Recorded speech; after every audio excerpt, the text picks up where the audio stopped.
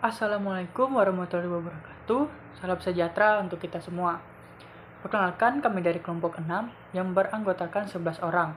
Di antaranya Eva Meli Dwi Putri Wahyudi, Linda Dwi Listioningsi, Asfa Zara Maulida, Saidatul Rasidah, Hadijatun Nikmah, Erlangga Muta Ramadan, Desi Triadesti, Arya Kristen Januardi, Pedro Giantino, Alivia Nabila, dan Deska Amelia Sapitri. Pada kesempatan kali ini, kami ingin memaparkan hasil diskusi kami mengenai pencemaran udara akibat penumpukan sampah di TPA. Hasil dari diskusi kelompok kami, yaitu yang pertama merupakan identifikasi masalah pencemaran udara akibat penumpukan sampah, yaitu sampah merupakan konsekuensi dari aktivitas manusia. Selanjutnya, peningkatan jumlah penduduk dan perubahan gaya hidup sangat berpengaruh pada volume sampah yang ditimbulkan. Selanjutnya, berdasarkan data, sekitar 60% sampah diangkut dan ditimbun ke TPA, 10% didaur ulang, dan sekitar 30% tidak dikelola dan mencemari lingkungan.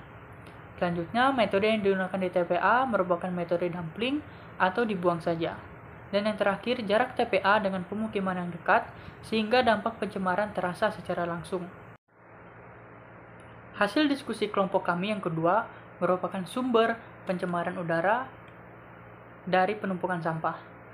Yang pertama, timbunan sampah yang membusuk akan mengeluarkan aroma busuk, menyengat, dan tidak sedap, dan itu akan menimbulkan pencemaran udara. Dan yang kedua, pembusukan sampah menghasilkan gas metana, gas amonia, dan gas hidrogen sulfida.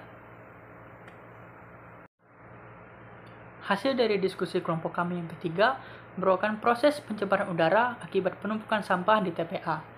Yang pertama-tama diawali dengan aktivitas penduduk yang semakin padat, baik dari pertanian, perkantoran, rumah tangga, dan lain-lain. Dari aktivitas tersebut menghasilkan jenis sampah yang berada di TPA. Jenis sampah yang berada di TPA merupakan sampah organik, anorganik, dan beracun. Dan yang selanjutnya, hasil diskusi dari kelompok kami yang keempat merupakan kontrol pencemaran udara akibat penumpukan sampah di TPA yang dapat dilakukan dengan berbagai cara, yaitu yang pertama, pemilihan sampah berdasarkan jenis, jumlah, dan sifatnya. Yang kedua, pengumpulan sampah dalam jumlah kecil. Yang ketiga, pengangkutan sampah ke TPA. Yang keempat, pengelolaan sampah dalam bentuk mengubah karakteristik, komposisi, dan jumlah sampah. Dan yang kelima, pemrosesan akhir dalam bentuk pengembalian sampah sehingga sampah menjadi aman bagi lingkungan. Dan yang selanjutnya merupakan hasil diskusi kami dari segi preventif atau pencegahan pencemaran udara akibat penumpukan sampah di TPA.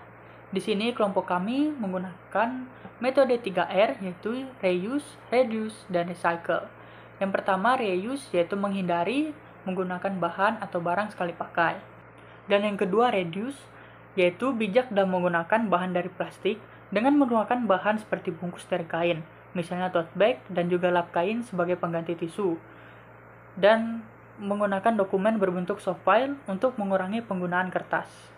Dan yang ketiga merupakan recycle, yaitu memanfaatkan kembali sampah organik dan diolah menjadi pupuk kompos.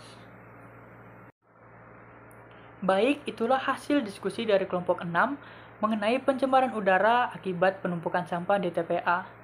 Jika ada kata-kata yang kurang berkenan, kami mohon maaf.